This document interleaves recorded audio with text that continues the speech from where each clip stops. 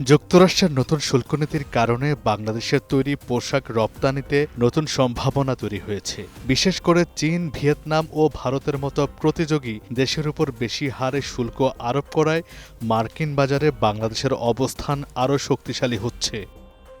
Bangladesh garments manufacturers and exporters association BGMEA সাবেক পরিচালক শোভন ইসলাম জানান, ৩৫% থেকে শুল্ক কমিয়ে ২০% স্থির করায় বাংলাদেশের জন্য সুযোগের দরজা খুলেছে। সঠিক পরিবেশ ও অব্যাহত উদ্ভাবনের মাধ্যমে মার্কিন বাজারসহ অন্যান্য বাজারে বাংলাদেশের শেয়ার বাড়বে।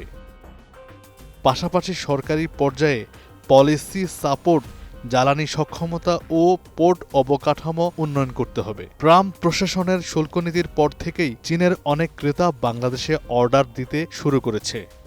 একজন রপ্তানিকারক জানান, চাইনিজ বায়াররা ফ্রি অফ কস্ট এফওসি ভিত্তিতে কাপড় ও অ্যাক্সেসরিজ পাঠায়। আমরা প্রক্রিয়াজাত করে রপ্তানি করি। তবে এ ধরনের অর্ডারের পূর্ণ সুবিধা পেতে হলে এনবিআর থেকে বন্ড সুবিধা আরও সহজীকরণ প্রয়োজন।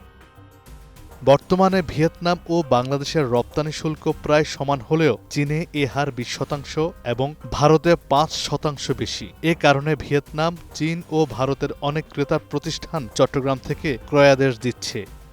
ব্যবসায়ীরা বলছেন, সরকারি পৃষ্ঠপোষকতা ও নীতি সহায়তা বাড়ানো গেলে $১০০ বিলিয়ন রপ্তানির লক্ষ্য অর্জন সম্ভব।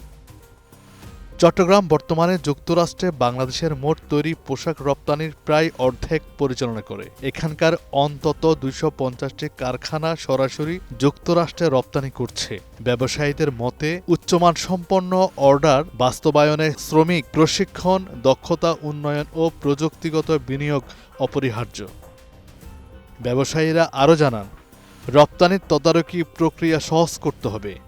নতুন প্রযুক্তি বিনিয়োগ, কম সুদ ও দীর্ঘমেয়াদী অর্থায়ন সুবিধা দিলে উৎপাদন সক্ষমতা বাড়বে এবং নতুন ধরনের পণ্য রপ্তানির সুযোগ তৈরি হবে। বিশেষজ্ঞরা মনে করেন, বৈশ্বিক বাজার যদি চীন ও ভারতের পরিবর্তে চট্টগ্রামের দিকে নজর রাখে এবং সরকার সময়োপযোগী নীতিগত সহায়তা নিশ্চিত করে, তবে বাংলাদেশের তৈরি পোশাক খাত অর্থনীতিতে আরও বড় অবদান রাখবে এবং কর্মসংস্থানের নতুন দিগন্ত উন্মোচন করবে।